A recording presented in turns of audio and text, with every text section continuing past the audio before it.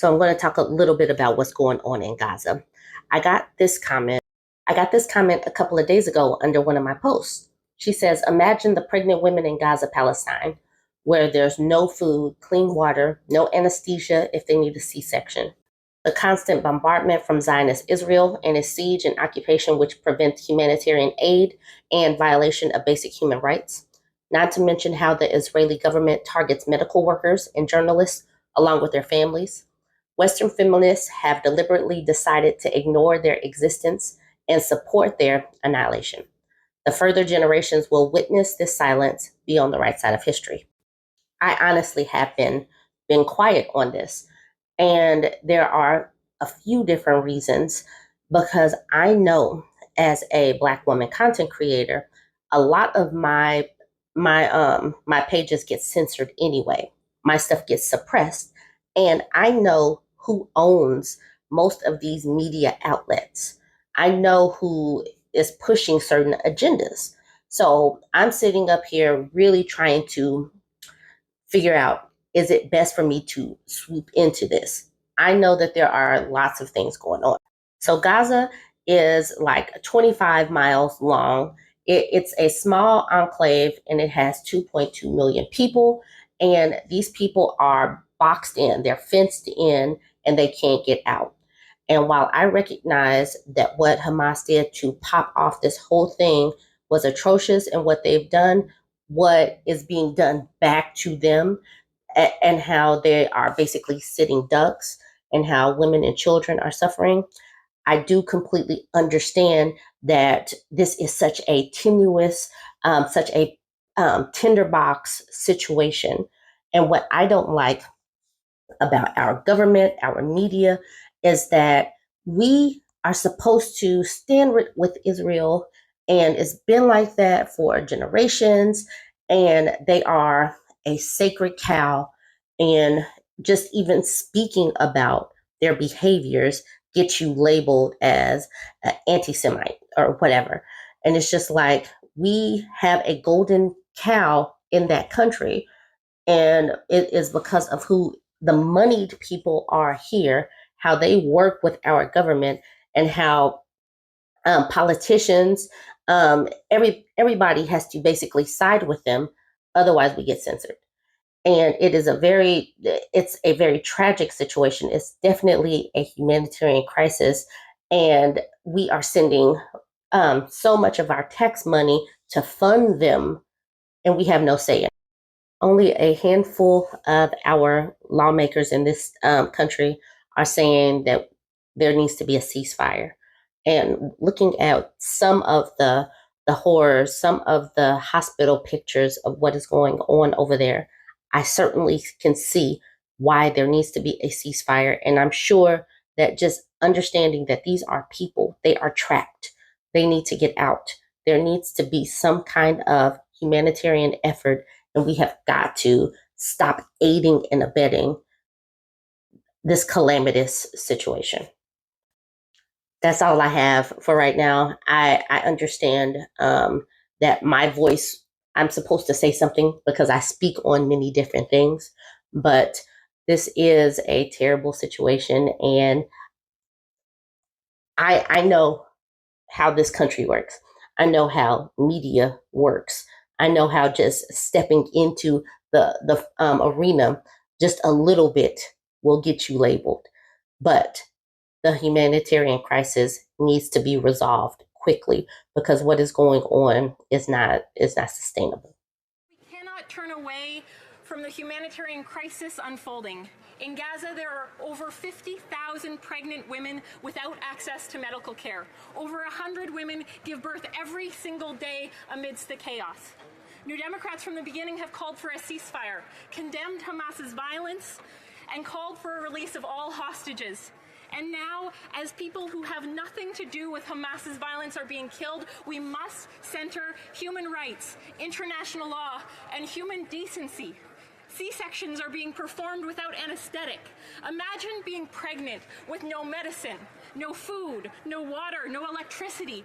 Women are miscarrying. Mothers and babies are dying daily amidst bombings and attacks. 4,000 children have been killed since the start of this siege. 4,000 kids. Mr. Speaker, how many more babies have to die before this government will call for a ceasefire? Hear, hear. Hear, hear.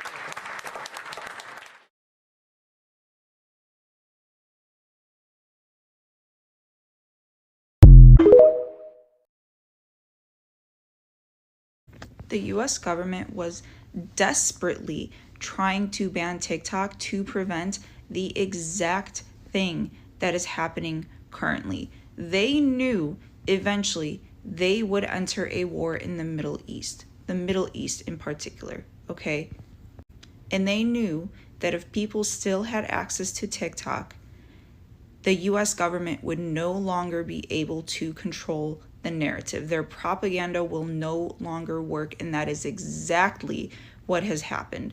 Because if it weren't for TikTok and social media, there would not be nearly as many people supporting Muslims and Arabs.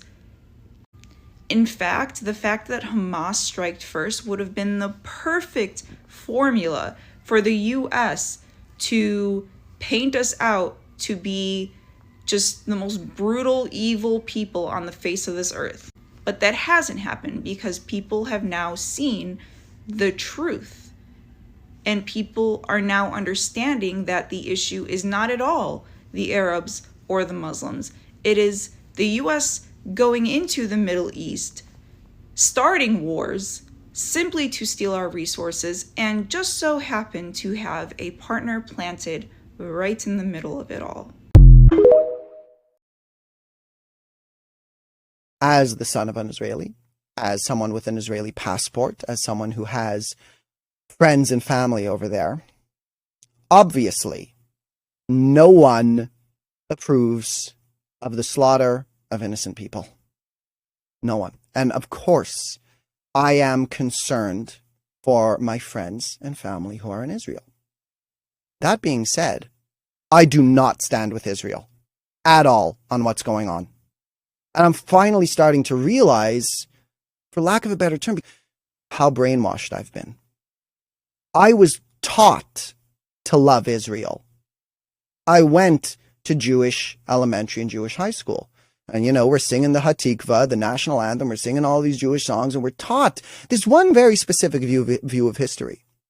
We were taught basically that, like, the land was ours.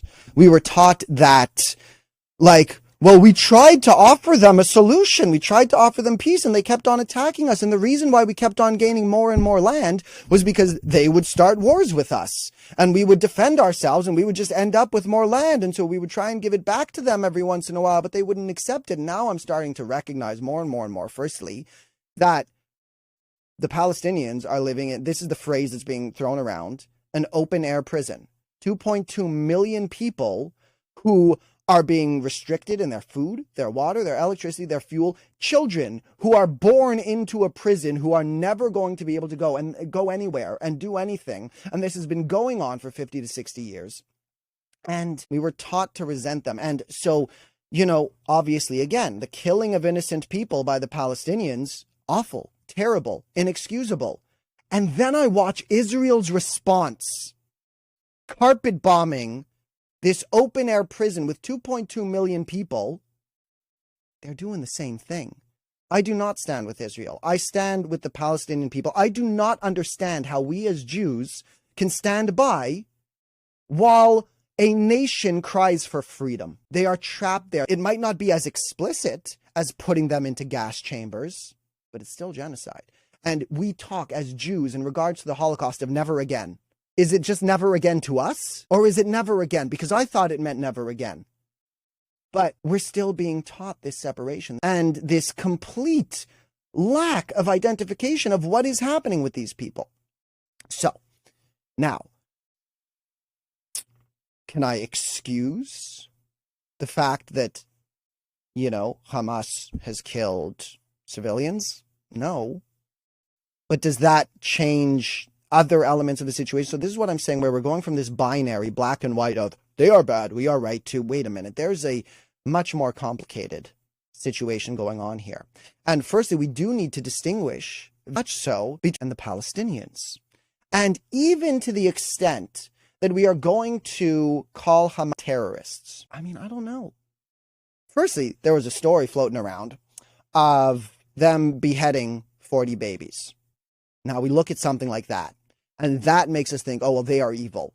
Because I like to think that even in the uprising, you know, in the Holocaust, the Warsaw Uprising, the concentration camp uprisings, I would like to believe that even in those situations, the Jews who were rising up didn't attack and kill civilians just for the sake of it. They wouldn't commit atrocities. They wouldn't rape German women. That being said, I don't know.